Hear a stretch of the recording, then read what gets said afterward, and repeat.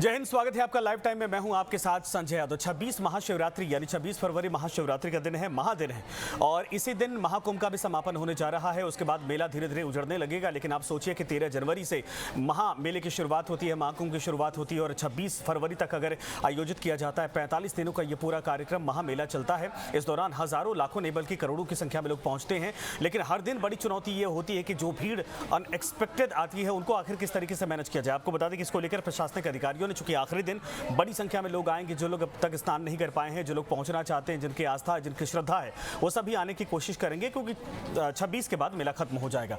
लेकिन उसके लिए अधिकारियों ने क्या व्यवस्था की है, जिसको लेकर प्रशासनिक यानी मेला प्रबंधन की तरफ से एक रूट मैप तैयार किया गया है, जिसको लेकर जारी किया गया है, लोगों से अपील की गई है। वो क्या है? पहला यह है कि 25 तारीख को यानी आज शाम के 4 बजे से पूरे मेले क्षेत्र को, जो मेला का दायरा है, वहां पर नो व्हीकल जोन घोषित कर दिया जाएगा। यानी कोई पास, कोई वीआईपी कल्चर कुछ नहीं चलेगा और इसको लेकर साफ तौर पर कहा गया है कि ये व्यवस्था के आधार पर लोगों को मानना होगा, वरना लोगों को रोका जाएगा। और इसीलिए मेला में लोगों से अपील की गई है कि जो नियम कानून बनाए जा रहे हैं उनका आप पालन करिए और करवाइए भी। इन सब के अलावा जो कमिश्नरेट एरिया है प्रयागराज में और जो प्रशासनिक अधिकारी वहां पर बैठे हैं, उसको 6 बजे के बाद नो व्हीकल जोन घोषित कर दिया जाएगा। उसके बाद वहां पर गाड़ियों से आवाजाही पूरी तरीके से प्रतिबंधित रहेगी और यह भी कहा गया कि कृपया इस प्रबंधन का सम्मान करते हुए पूरा सहयोग करें। जनता से यह अपील की गई है क्योंकि जनता को समझदार होना, मेला प्रबंधन में जब खचाखच भीड़ आती है उस दौरान जनता की खुद की रिस्पॉन्सिबिलिटी भी हो जाती है कि जो व्यवस्था बनाई गई है उनका पालन करें। दूसरी जो पंक्ति उसमें डाली गई है, पॉइंट डाला गया है, सभी श्रद्धालुओं से निवेदन है कि अपने प्रवेश से सबसे निकटस्थ जो घाट है वहीं प्रस्थान करें। इसको लेकर एक रूट मैप बनाया गया है ताकि आप भ्रमित ना हो। वो क्या है? पहली बात तो अगर आप जहां पर पहुंचे हैं वहीं पर अगर आपको लग रहा है कि यहाँ घाट है और संगम का किनारा है तो वहीं स्नान करिए। बीच में मेला वाला देखने के चक्कर में मत पड़िएगा, नहीं तो आप फंस सकते हैं और बिना वजह भीड़ आप वहां पर बढ़ाएंगे। लेकिन उसको लेकर रूट मैप क्या है जरा ये समझिए। झूसी क्षेत्र से अगर आप आते हैं, दक्षिण झूसी से, तो वहां से आने वाले श्रद्धालुओं के लिए संगम द्वार, इरावत घाट स्नान आप कर सकते हैं। ये सबसे नजदीकी घाट आपके लिए पड़ने वाला है। उत्तर झूसी के इलाके से अगर आप आते हैं तो यहाँ पर आपके लिए संगम पर हरिश्चंद्र घाट और संगम ओल्ड जीटी घाट, ये 2 घाट हैं जहाँ पर आप आस्था की डुबकी लगाइए और यहीं से वापस चले जाइए। तीसरा जो पॉइंट है वो ये कह सकते हैं कि परेड ग्राउंड, जो शहर के अंदर से आप आते हैं यानी सिविल लाइन से, परेड ग्राउंड से, और जो वेलकम गेट बनाया गया है जहाँ से जब एक तरह से शिविर प्रवेश हुआ था, छावनी प्रवेश हुआ था तमाम अखाड़ों का, उस रास्ते से अगर आप आते हैं तो आपके लिए क्या जो करीबी घाट है वो क्या हो सकता है? वो है दरअसल भारद्वाज घाट सबसे करीब पड़ेगा। संगम द्वार, नागवासुकी घाट, सेक्टर 6 वाला इलाका, वहां पर घाट तैयार किए गए, मैं खुद जाकर देखा हूं, वहां जाकर आस्था की डुबकी लगा सकते हैं।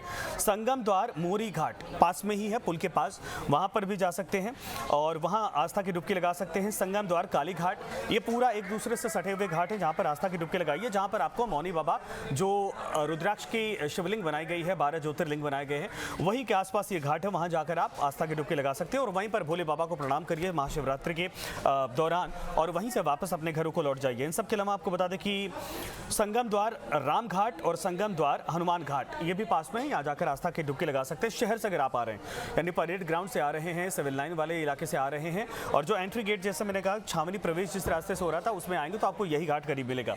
आप बिना वजह कहा जाए कि संगम नोज की तरफ जाने की कोशिश मत करें। अगर आप अरैल घाट, अरैल क्षेत्र से आ रहे हैं तो इसके लिए आपके लिए सबसे सुगम क्या होगा? श्रद्धालु संगम द्वार अरैल घाट पर ही स्नान करें। वहां पर पूरी व्यवस्था है, वीवीआईपी व्यवस्था है, वहां से कहीं भागने की जरूरत नहीं। पूरा संगम का दृश्य आपको दिखाई देगा और मेला क्षेत्र का दृश्य आपको दिखाई देगा। वहां पर स्नान करिए और वहां से आराम से अपने घरों को प्रस्थान कर जाइए। इसके बाद एक और गाइडलाइन है। जैसे क्या होता है कि जब कोई अधिकारी की गाड़ी आती है, कोई एम्बुलेंस आती है, कोई सायरन बजाती हुई गाड़ी आती है, तो जो मेला में लोग आए हैं जब एक तरह से परेशान होने लगते हैं, भीड़ ज़्यादा होती है, तो कहते हैं देखिए गाड़ियों को आने दिया जा रहा है, यही वीआईपी कल्चर है और हम सबको रोका जा रहा है जिनके लिए मेला है।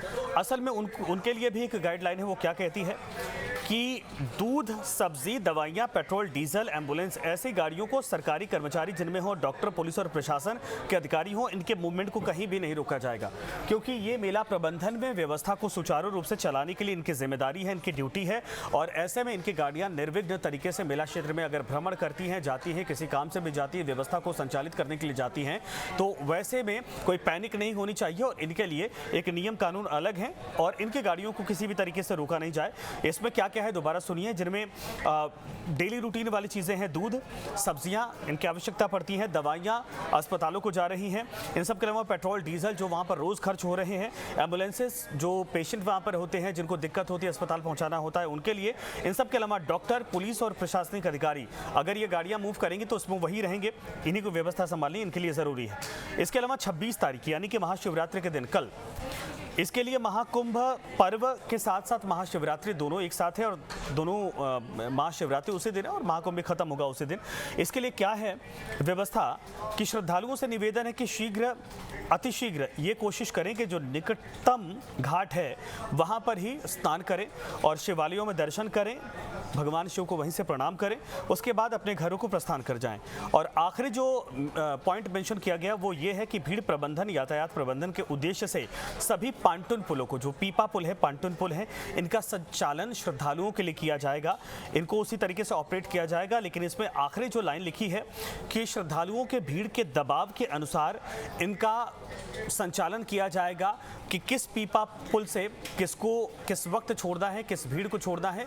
इन सब के अलावा अधिकारियों का मूवमेंट किस वाले पीपा पुल नंबर से होगा और जो भीड़ आ जा रही है वहाँ दबाव किस क्षेत्र में है और वहाँ से कैसे इसको ओपन किया जाएगा ताकि पूरे मेला क्षेत्र को एक तरह से चलायमान रखा जा सके।